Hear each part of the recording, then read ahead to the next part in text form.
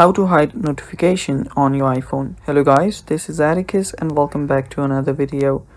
In today's video, I'm going to teach you how you can hide notifications on your iPhone.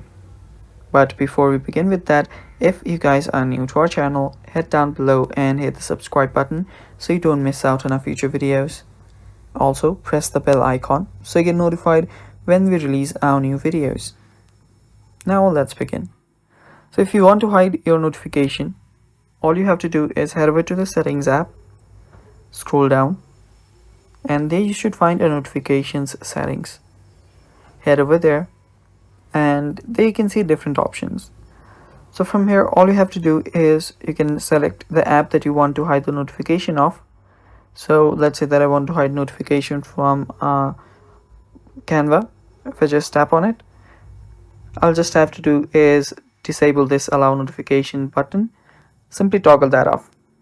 You can do that for other apps as well, such as chats, and if you want to turn it on again, simply toggle on the button. And that's how simple it is. That's how you can hide notifications on your iPhone. Thanks for watching. That's all for today's video.